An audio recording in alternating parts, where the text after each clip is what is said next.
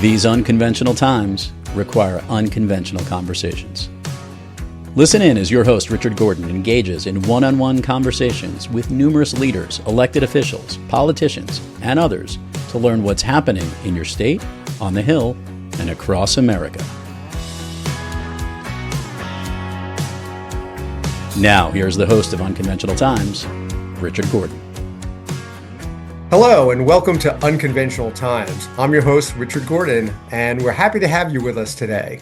You know, the thing that I think is on everyone's mind is the economy and where it's going and what's going on. There's been a lot of ups and lots of downs, and the market's been a little bit crazy lately as well. You know, we got to a point where the market just kept going up, but now it's going down and people are a little nervous.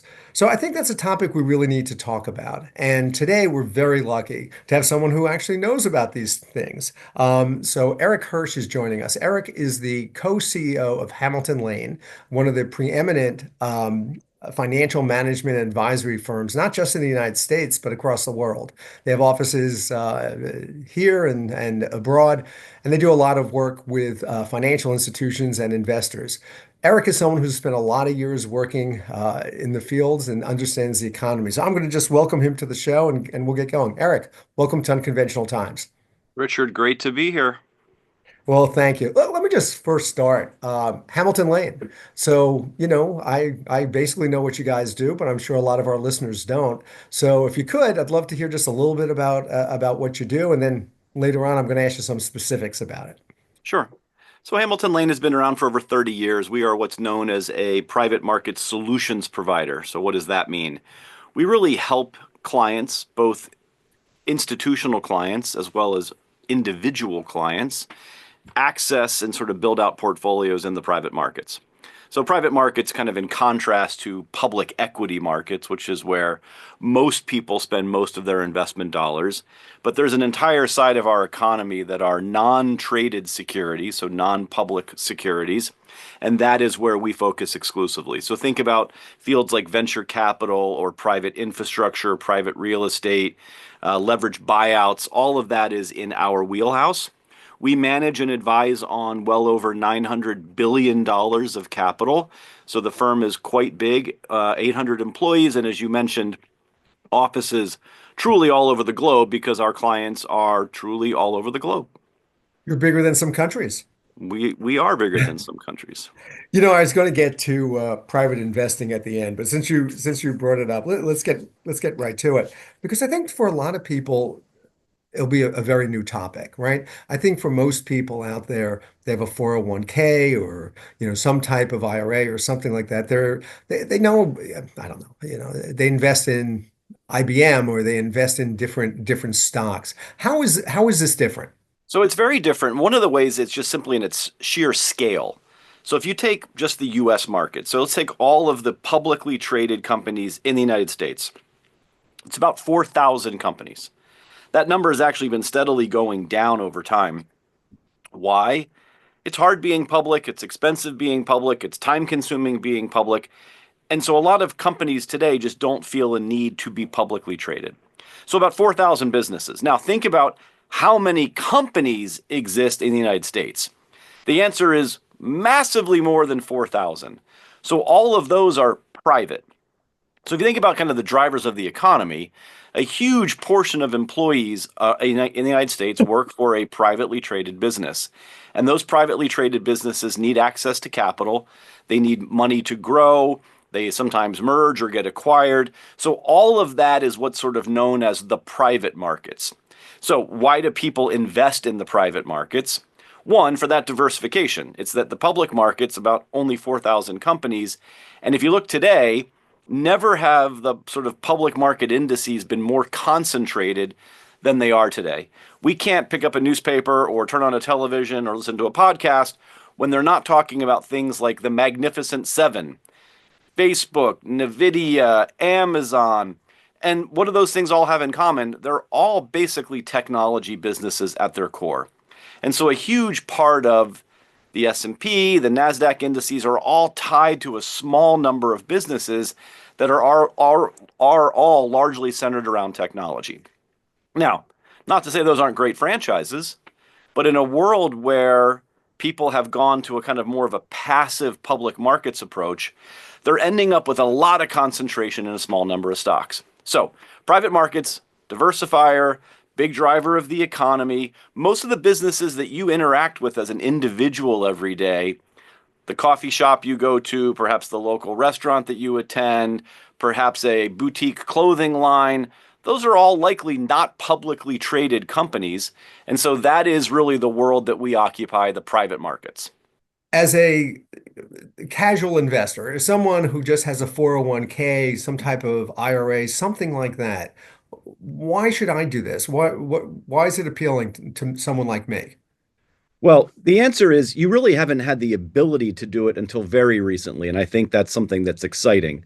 But let me answer the first part of the question of why. So we talked about the diversification aspect. Again, so few companies are actually public. So if you want to get access to the broader economy, accessing the private markets is really important.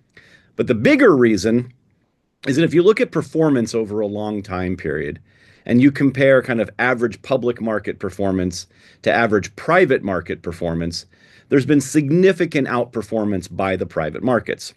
So it's one of the Which is interesting because when you talk to stockbrokers and those type of people, they always say the same thing to you. Nothing outperforms the stock market. And maybe that's just because people didn't have access to this before. Well, that's true. People have not. Again, institutional investors have. And if you take a look at pick whatever state you're living in, and if you look at the returns from the pension fund in your state, if they've had a private markets program, most likely, certainly the case for the vast majority, is that it's been the best performing asset class inside of that pension. If you work for a corporation who has a pension still, take a look at the performance of your pension. Most likely, the highest performing asset class in that pension has been the private markets. So the issue hasn't been performance. The issue to date has really been access. It's been a world that's been kind of exclusively occupied by institutional investors and really, really rich people. A few things have changed. So one, technology is changing, and two, access points are changing. So firms like ours and others are now able to bring private market investment vehicles truly to the masses. Just last week, we actually announced a product that's going to have a $500 minimum. Oh my. $500 to sort of get access to a diversified pool of private market infrastructure investments. So the world is rapidly changing, and you're going to start to see normal folks, individual investors, increasingly have private markets as part of their retirement savings. And will people be able, you said the $500 product, are people able to go online, let's say go on Hamilton Lane's website and purchase this, or do they purchase it through a broker, or how does that whole process work? Yeah, so usually they're available through exchanges or partnerships. So the example I just mentioned is available via our partner Republic. And so if you went to their website, you could actually sign up for an account.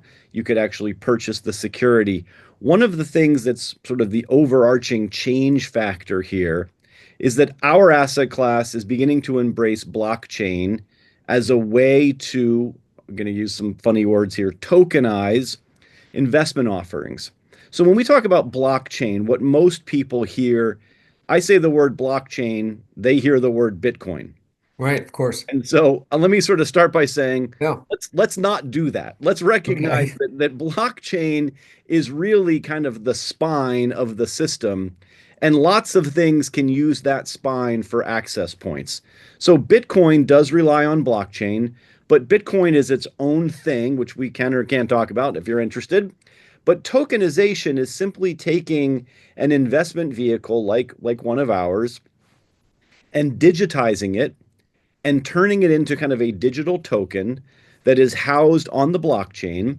But that by doing that, we can dramatically lower the investment minimums, and it allows a little bit more flexibility of people who want to trade that position or slice that position into much smaller pieces. So when I hear about President Trump, for example, right before he became president, issuing, some type of cryptocurrency, is that what you're talking about? I mean, that's the token that they're selling, and then I could buy a full token, half a token. Is that That's more Bitcoin-ish. So I think Okay. when you start to see people who are issuing coins, they are creating And they're actual coins. Like they look like a they're creating digital currency digital. that they're hoping is going to trade with some value. The problem with sort of all of these is that think about why a dollar is sort of worth something. I mean, fundamentally it's a piece of paper, sort of a piece of cloth that you might have in your wallet or pocket right now. Well, in the old days, there was a gold standard, and it applied to the gold.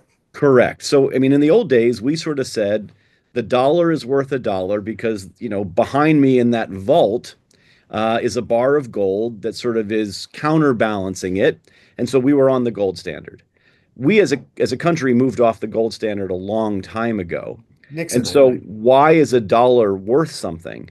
It's really worth something today because our government sort of says it's worth something and sort of stands behind the stability of our currency.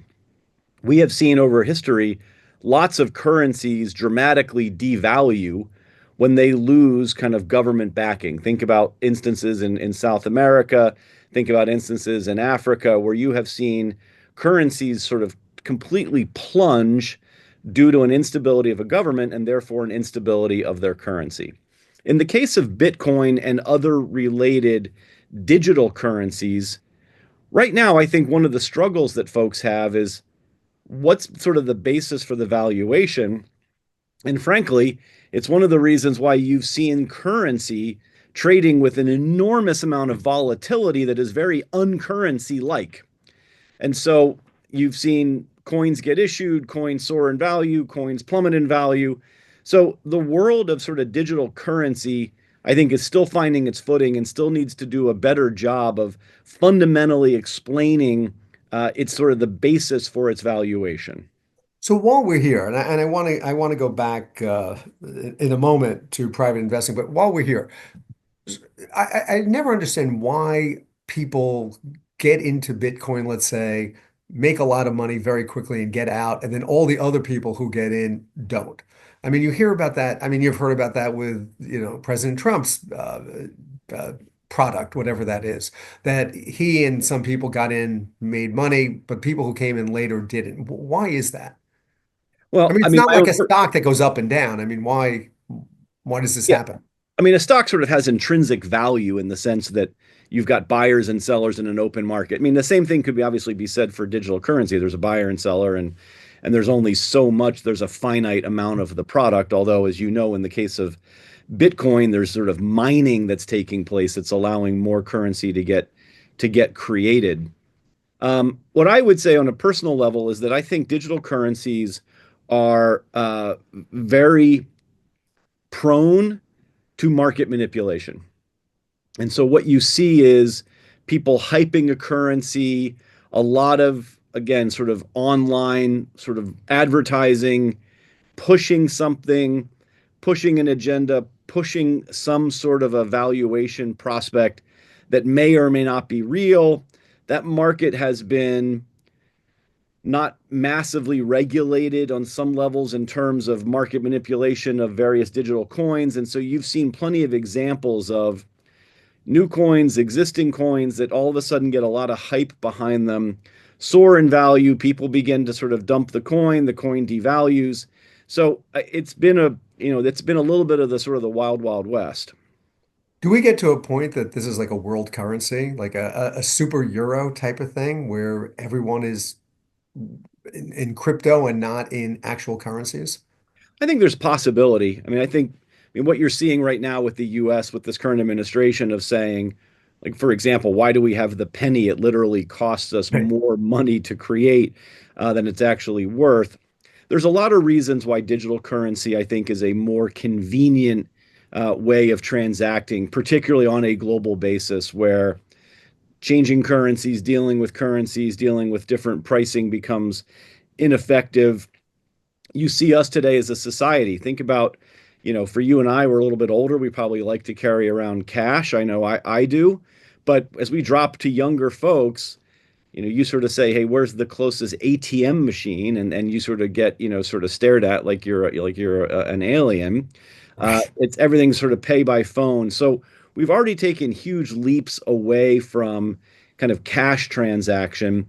And so people who are proponents of things like Bitcoin and other digital currencies believe that that's just the next evolution of a much simpler, very trackable, simple way to transact across borders, across industries and across individuals. Do you see a point where countries pay each other in Bitcoin instead of transferring assets the way they do now? Do you see mergers and acquisitions being done through Bitcoin instead of, or through cryptocurrency instead of the way that it's currently done? I think we're a ways away from that because I go back to my sort of instability comment. Right. No one's going to want to, no government, in my opinion, is going to want to be transacting in huge volumes in something that appears to be as volatile as what these digital currencies are today. Again, for your listener, if you're, have a free moment, just go back and sort of Google, Bitcoin pricing since inception to current, and you're going to see a chart Exactly. that is doing that. That's very, very different than if we sort of look at, say, the relationship between the US dollar and the euro, or the US dollar and the UK pound, or the Japanese yen. You're going to see some movement, but those charts are not going to be going like this on a sort of a daily, weekly, hourly basis. Right. And the change is not as great. Correct. So it's it's Yeah. it's not only you expect, again, currencies are not by definition sort of perfectly stable, but the magnitude of the movement and the frequency of the movement are important things, and you want those to be lower frequency and lower, lower highs and lower lows. Before we get off the whole private investing thing, I want to ask you about risk. Again, when you buy a stock, you sort of have some concept of where it's going to go. I mean, obviously, we've seen huge, leaps in certain stocks over the last number of years. The Googles of the world, Tesla, whatever. Some of these others have had massive, massive jumps. But as a general proposition, you sort of know what's going to happen. How does that work in private investing? I mean, because the knowledge base, I assume, for the average consumer is not the same. Yep. So the average consumer is not going to be investing directly into the private manufacturing business. Just like the average consumer today is most people are not putting the bulk of their money directly into single stocks that they choose. Most of us are using things like ETFs or mutual funds. We're using vehicles to sort of access the market. So true in the private market side. But fundamentally, the valuations are very similar. So if you think about the public markets, most stocks trade on a kind of price to earnings ratio. And we think about sort of what that multiple of earnings is based on growth of the business, profitability of the business, and long-term prospect of the business. So if we put two businesses side by side, for you and I, why don't we use we have two private bagel companies. One Okay. of them is extremely well run, great brand following, great management, great profitability, growing at sort of 15% per annum. And the other one, product's not as good, management's not as good, brand isn't as good. They're both bagel businesses. They both make money, but one of them, if they were both public, would trade at a much higher multiple than the other. And the rational person would say, well, of course they do. They're not. They shouldn't be valued on the same metric. If this one's more profitable and growing faster, it should garner a higher multiple. So in the stock market, generally that's what we're governed by. So you're to your point of, well, we know where things are going. We know based on growth. So you mentioned a couple of those tech businesses, their stocks have traded up because they're growing a lot. And the view from sort of the street, if you will, is that they're going to continue to grow. So let's take kind of the current stock darling, Nvidia. So manufacturer of chips. So they have been growing at huge rates, quarter after quarter after quarter. And the market believes that that growth is going to continue. The market believes that as we continue to adopt more and more AI, that will be powered by chips that Nvidia is producing. And all of that means that high growth to date, high growth in the future. And so the company is very highly valued, big multiple, et cetera. In the private world, it's the exact same. We're looking at multiples of earnings, how much is the company growing, how profitable. So we're still talking about sort of the same kinds of companies. One has just chosen to stay private, and one has chosen to go public. And so there's no sort of difference about the business or how those are getting valued. Erik, I'm willing to give you the Eagles, but I'm not going to give you bagels. New York has the best bagels. So we're I gonna have mean, to I go with that. I think Charlottesville is, could give it a run for its money. Bodo's is great. Let me turn you a little bit, if I may. Let's talk about the economy. Um, as we started the show, huge change, I think, in the public's attitude about where the economy is. If you had to give it a grade today, what would you say? I'm giving it an incomplete. Hmm, I think the issue is if you look at fundamentals of the economy today, I would say the economy is strong. right. But yet, we're starting to see early signs of the sort of the typical consumer, particularly the sort of the mid and lower end of the consumer, beginning to pull back on spending. Why are they doing that? I think the word that's sort of hovering over all the economy right now is uncertainty. Mhm. We don't know exactly how many people in the government are going to be laid off. We don't exactly know what kinds of roles are being targeted for layoffs. And therefore, we don't exactly know how many of those people are going to be able to find new jobs in the private sector. So you think the unemployment is going to go up significantly and that will have an effect? I mean, I don't know what percentage government employees have to the overall general population. I mean, it's So there's concentrated, obviously. there's a lot of government employees, and I go back to the incomplete because we sort Yeah. of don't know today. Are we going to lay off 100,000 government workers? Are we going to lay off 1 million government workers? And because we don't know the magnitude of the number, and again, I go back to we don't know what kinds of government workers. A government worker who was in a very particular governmental role that is hard to transfer to the private sector is very different than someone who might be getting laid off from the IRS who is an accountant by background and could much more easily move from the IRS into a traditional private accounting job. So I think so today we just really don't know what we're dealing with. So that's an unknown. Tariffs are also an unknown. Yeah, I wanted to get to that. But I'll let you speak, but tariffs are a tremendous unknown, but a lot of people are shaking their heads like, okay, first of all, what do tariffs really mean? One side is saying it's basically a tax on consumers. The other side says it's we need it for protectionism. But why do you attack your best friends? I mean, why do you go after Canada and Mexico? Well, I think to your point of one side says this and one side says that, I would say both things can be true. So in the case of tariffs as it impacts the consumer, it's absolutely something that in most cases, rising costs tend to get passed back to the consumer. So So therefore, it's a tax. if we're And going to well, if we're going to say, let's say we're going to put a tariff on alcohol, as has been discussed.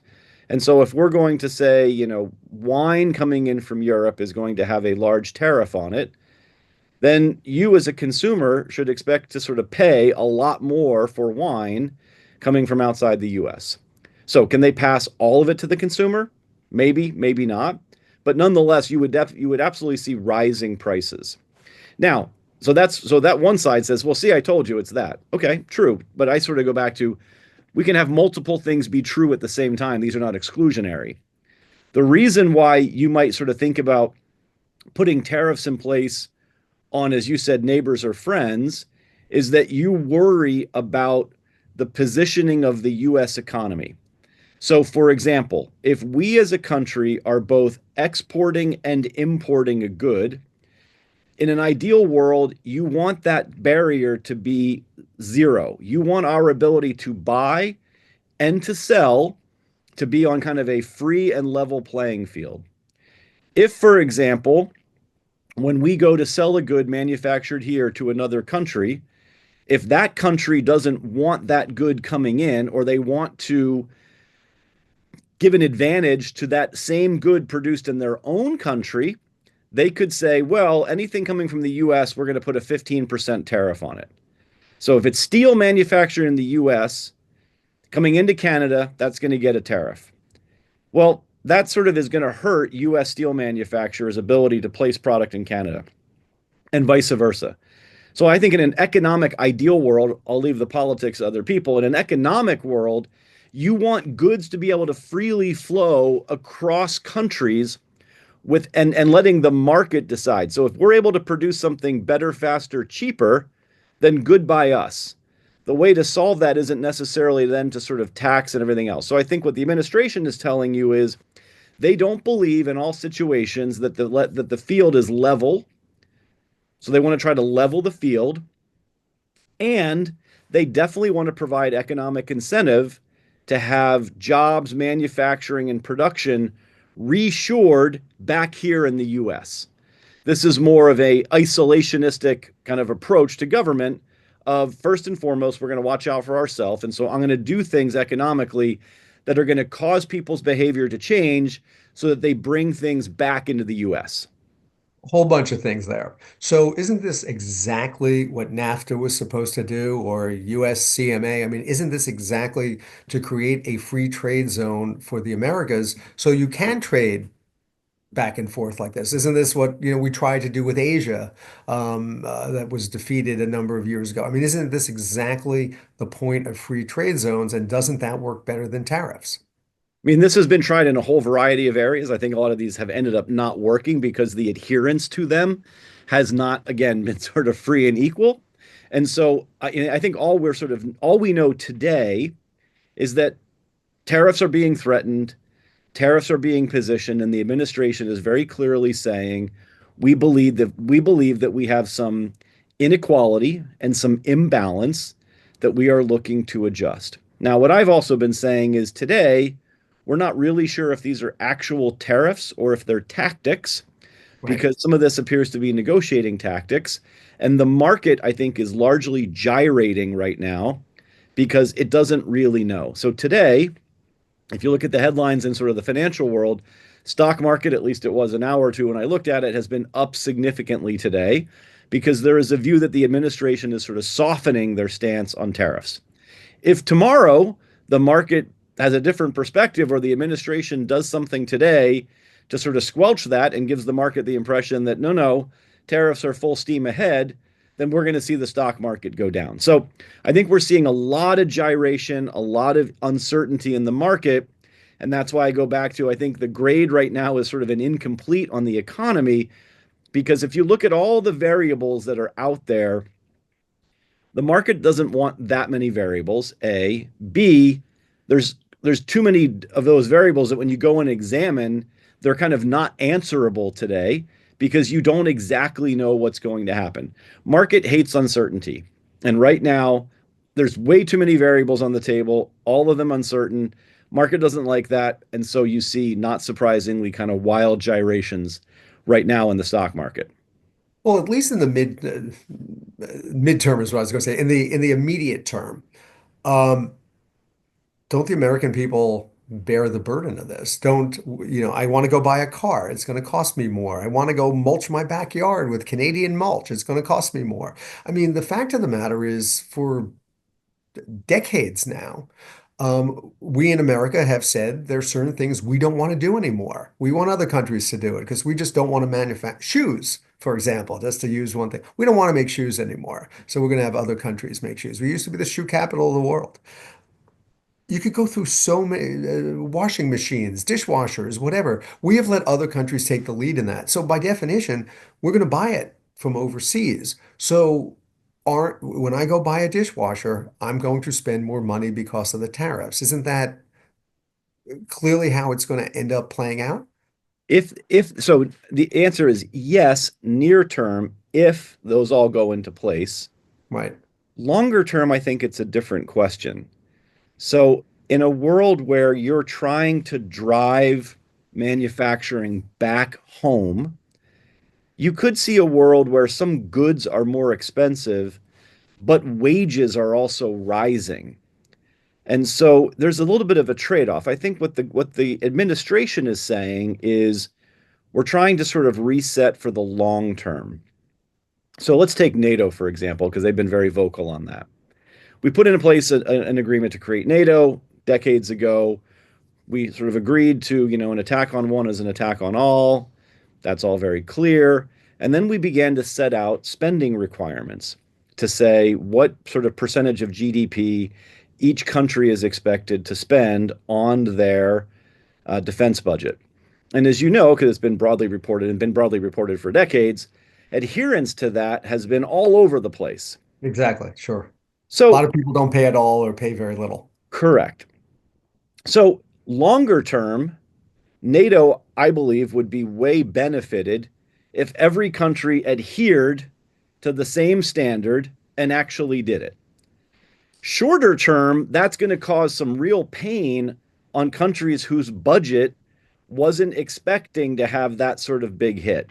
I think it's analogous to what's going on here on the economy is that I think we have to decide what time horizon you want to look over because things like tariffs, changing with trade agreements, reshoring can all cause short-term pain and may cause long-term benefits.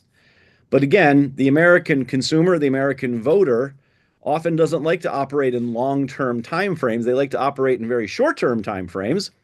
And so right now, if you look at kind of a lot of the polling that's going around about the administration and policies, the majority of Americans today are still saying that they're kind of in favor of the Doge efforts. They're in favor of sort of America first. They're in favor of a lot of that, but they're not in favor of sort of what's the current economic impact. And there you have this sort of real disconnect between longer term goals, short term reality, and the administration's gonna have to sort of square how they want to message around that because sometimes those don't always go hand in hand. Well, the president did say in his speech to Congress that there will be pain, that you have to bear with me. But, I use this phrase. I've been dealing with politicians my whole life. I use this phrase, not in my lifetime. And it doesn't mean when I die, it means in a politician's term in office. And for most politicians, excuse me, not in my lifetime means this isn't going to happen while I'm governor or president or whatever. It's going to happen down the road. And politicians, it's anathema to them to do something that you're not going to see the benefit. How is Donald Trump ever going to see the benefit of this? It takes years to create a manufacturing facility, and we're not going to start making dishwashers and other products or shoes, in the near future. Well, I think this goes back to what time horizon are we on? I mean, if we're on a kind of short term, not in my, administration, not in my presidency time horizon, then I think you're right. But if we're also thinking that there's a possibility that this administration, their scorecard, maybe not the stock market today, but how the history books kind of look back at this administration 10 or 15 or 20 years from now, then those are two very different time frames. So I agree with you. The president said very clearly there will be pain. What he didn't say in the next sentence was for how long. And we didn't sort of talk about, again, what we're sort of using as the measuring stick. If we're using the measuring stick, stock market performance, in the first 2 years of my administration, or if we're saying stock market performance 20 years from now, I could choose very different governing Sure. decisions and tactics depending on which of those I actually view as the scoreboard. I would find it shocking that Donald Trump is thinking about something, what history is going to say 20 years from now. It would be surprising, which leads me to wonder what the plan is, there's got to be a method to this and a reasoning.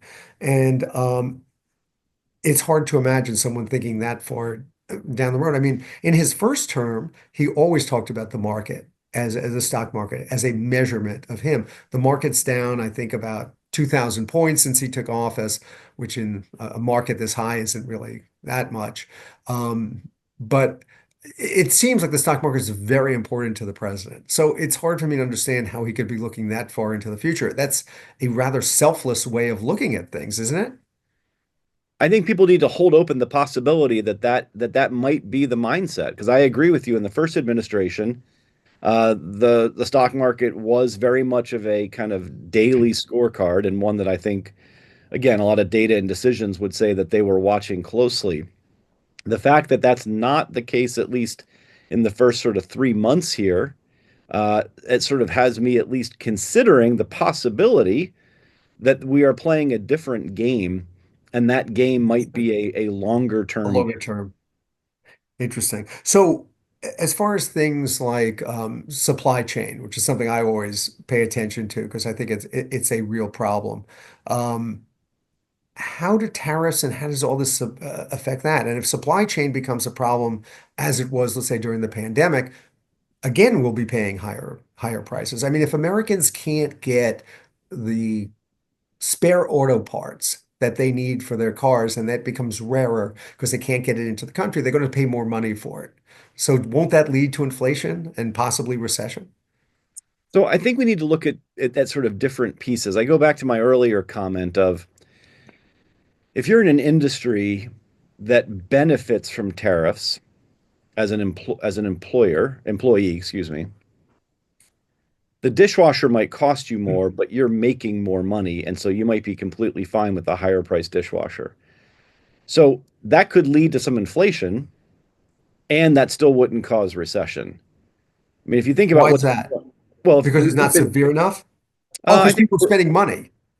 yeah, we're living it now. I mean, we've been in an inflationary environment for the last several years, and we're certainly not in a recession. We're still in very much of a growing economy. So why is But slowing economy, right? The GDP is slowing. it's slowing, but growing less fast is very different than not Yeah, growing. good point. So yes, less it's less growthy, but still growthy. Got it. So I think one of the questions is why? Why have we seen kind of rising prices on gasoline, eggs, clothing, you kind of name it, and yet people are still spending. I mean, think about what's been happening in the travel sector for the last few years. Airline prices up, hotel prices up, movie tickets up, theater tickets up, and yet we're still spending.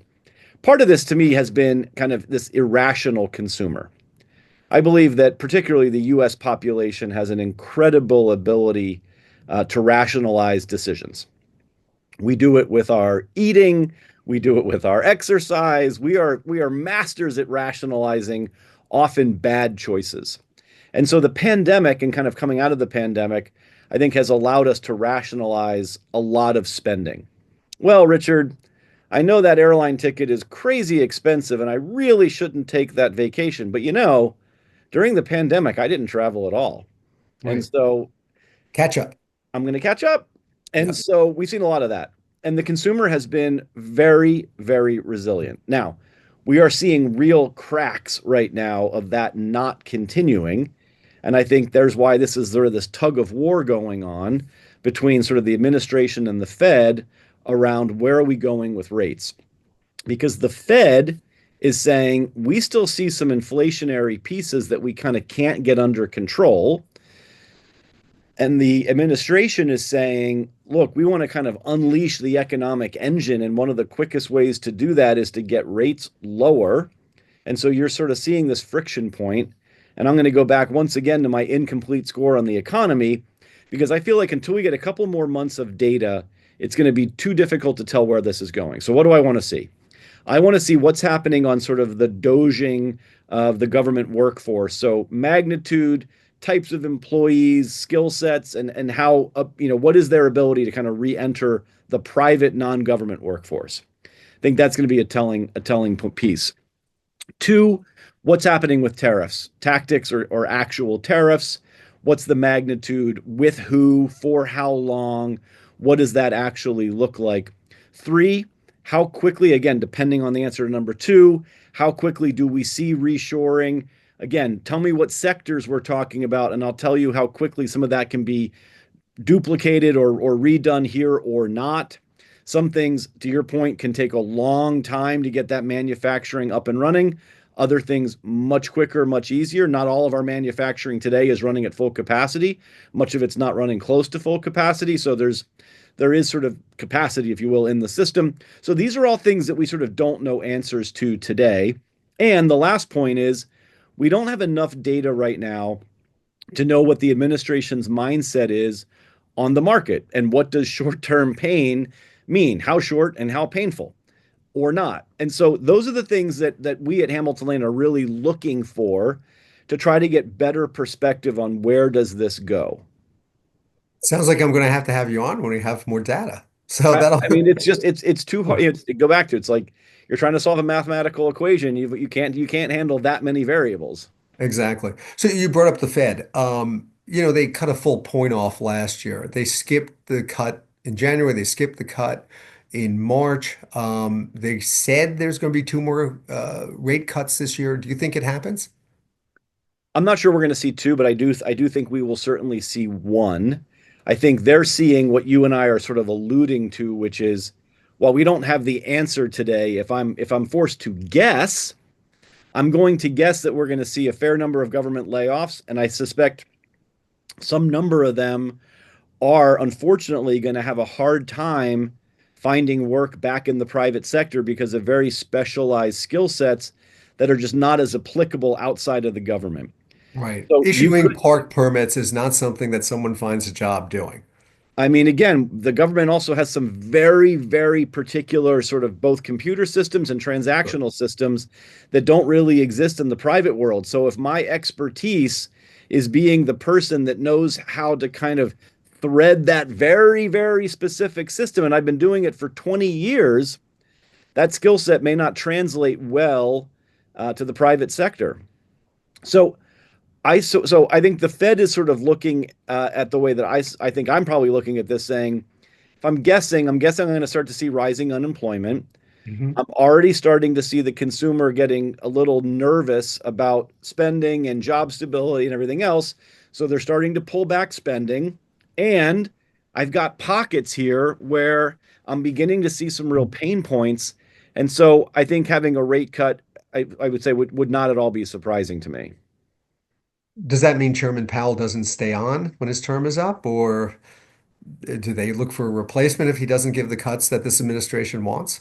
I mean, look, this has typically not been an adversarial role between the Fed and the administration. You sort of have wanted the Fed to be its own independent entity. I still think that is a better policy. We have certainly There's a seen, lot of agencies we could say that about. for sure, and we've seen plenty of Fed chairs who have stayed on kind of a cross changing of party Sure. administrations, and I think we've been sort of better off for that to have kind of stable hand on the tiller.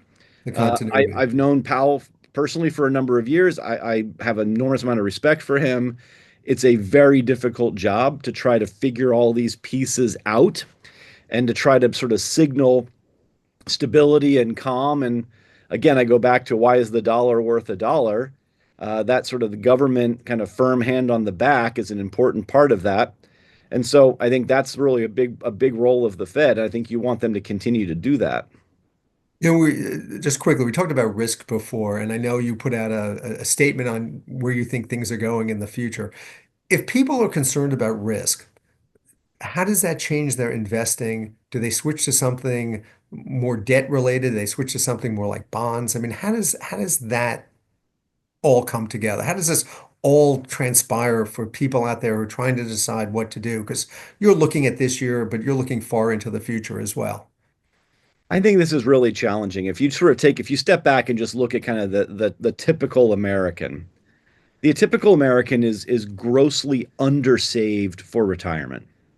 This has been a kind of looming problem as we started to move away from the world of pensions, where, again, if we go back to sort of, our parents' era, pensions were much more the norm. The idea that you were sort of responsible for your own retirement savings was not really a common concept. It was, you put in your sort of, 35, 40 years of service. You begin working right after college or even after high school. You're with the same company for a long period of time. You retire at 65, you get the gold watch, and you start getting your pension check. You knew what was coming. You knew how to budget for that. You knew the life that you could live and that you could build around. And so it was a world of not a lot of surprise as it related to that. We've moved to a world where it is kind of self-directed retirement, where, Hamilton Lane, we don't have a pension. We sort of are all responsible for our own. So then we create kind of this 401k notion. And I think the 401k, while beneficial, has been extremely detrimental to the world of retirement savings Hmm. because it's given people sort of a false hope. If you That look at there'll the be money math, for them? yeah, if you look at the math for most people, if they sort of max out their 401k, and you look at that as a percentage of their income, that usually creates a real retirement, sort of shortfall. And so the idea that you've got a lot of people who have sort of just believed that, well, I'm contributing to my 401k, therefore I'm fine, isn't really reality. The But they 401k, have to do, you're saying they have to do more, they not have they to have do to more max in out to your addition 401. to. I see. Hmm. But we don't talk about that enough. I think we don't Right. have enough education around what really retirement savings means, how to budget for retirement, how to plan for retirement, how to save for retirement. So I go back to your risk question. The problem is in times like this, when people begin to feel uneasy and uncertain, they tend to want to move to less risky assets. But by definition, those assets then have a much lower rate of return. Return, right. And they need every bit of that sort of max return to sort of get to their retirement goals. So there's a push pull. So when you then sort of look at the data, you have the answer is a large portion of the American population is either not saved at all for retirement or is woefully undersaved for retirement. And that needs to start to fix. We need some systematic change. We need sort of educational focus on that. And part of this is we get to sort of free up access to sort of all of the various investment vehicles. Where did we start? Giving people access to the same things that pensions have access to, I think becomes really important. Let me ask you, you've been very generous with your time. I'm deeply appreciative, but I know you have a job to do. Let me ask you one last one, just about AI and the future of investing. How does that change people's lives? How's it going to change the investment picture? How's it going to change Hamilton Lane? Where are we going from here? I think it's going to change everything. The question is to sort of what degree and to sort of what speed. So right now, Hamilton Lane in various departments, we're using AI tools. Hmm. Is it replacing workers and doing the work that we had all these employees doing? No. It's making our workers much more efficient. Explain what that means, because I think the average person out there really doesn't understand what AI is and how it affects their lives. Yeah. So So how does it affect your employees? I'll give you a simple example and one that probably every one of your listeners can relate to. All of the Hamilton Lane employees' sort of homepage on the internet has been changed to an AI powered tool. So when I open up my browser in the morning, I am actually on an AI powered mechanism that ties my email, my calendar, and ties all of the network of Hamilton Lane documents and systems. So, for example, think about working in a big company, 800 people. Not every employee knows every other person. Or let's say that, Richard, you join Hamilton Lane tomorrow. One of the things that's always hard about new employees is where do I find this thing? I need this file. I don't know what the naming convention is. Where does this get housed? What folder structure was this in? Who does this person report to? What office are they in? All very normal stuff. In a non AI connected world, how you would go about finding or answering those questions is a whole lot of rooting around, asking people, and hunting and pecking. In an AI powered world, in a sort of search bar, you type in an employee's name. So you say, you type in Lucy, and up she comes, and you can see her in an org chart. You can see her contact information. You can contact her directly. All of that is instantaneous. You're looking for a file. You type in client name, and I need to see their current contract. So client name, current contract, boom, there's the document, and it's sort of all right there. So think of AI as being just a much smarter version of things that we all use today. That is a version of Google, if you will, something that I'm sure every one of your listeners has used, but it's much smarter. So So this is, easy I'm sorry. example. So this is why we need these huge data centers, I guess, because we need a place to do this. I mean, I'm watching across the country as governors are trying to encourage different companies to locate in their state and build these massive data centers. It's just for this exact type of purpose. No different than if you go back to sort of end of sort of World War II as we're starting to try to figure out atomic energy, Mm-hmm. and you're trying to build supercomputers, and how much computing power you required to sort of solve those mathematical equations.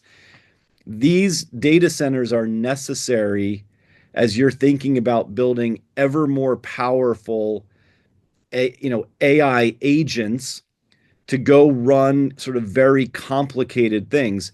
I mean, if you haven't, to your listeners that haven't sort of touched this before, go on Chat GPT and ask it to do something. So if you're a history buff, go on Chat GPT and ask about what are the history of tariffs across, American history, and you'll be amazed at sort of what comes back instantly. Now, is it all 100% accurate and it's all perfect? It's not. Right. Is it shockingly good? It is. And so asking it those kinds of questions, or saying, I actually want you to write me a poem that is, 12 stanzas long on tariffs, it can do that. And that takes an enormous amount of computing power. Well, if truth be told, I wrote you an email last night and I must have hit something because it completely AI rewrote it and then it read it back to me. I See? mean, it was amazing. Yeah. So it's not, I mean, it will very quickly replace some jobs that are kind of prevalent around society, which will be somewhat problematic. So think about call centers and the like will quickly become kind of AI powered, and many of them are already heading there. But right now, for a high end employee base like we have, it's making them more efficient, more effective, and frankly, a lot of the examples I just gave you, those are frustrating things. Employees don't want to be spending a bunch of their Waste time of time. like searching for ridiculous stuff. Yeah. So it's not only are they more effective and efficient, they're happier as a result because it's just not it's not wasteful. Well, listen, you've been very generous with your time. I can't thank you enough for being with us today. Greatly appreciate this. Was very interesting. I know I learned a lot. I'm sure my listeners have learned a lot. So, Erik Hirsch, the co-CEO of Hamilton Lane, thank you very much. And as I tell all my guests, stay unconventional. I appreciate it. So everyone out there listening, thank you very much for spending the time with us. A lot, I think we all learned today about the economy and the future and where we're going. A lot to think about, and we're going to all keep our eye on what's happening with the administration and how that affects you and me and our daily lives. So great conversation with Erik today, and I look forward to seeing you next time. Thanks for tuning into Unconventional Times. Richard Gordon, I'll see you soon. Thank you. You've been listening to Unconventional Times with your host, Richard Gordon. Check out all of the episodes of Unconventional Times on Apple, Google, Spotify, or wherever you listen to your podcasts. To learn more about Richard Gordon and all of his unconventional conversations, head on over to unconventionaltimes.com. Thanks for listening.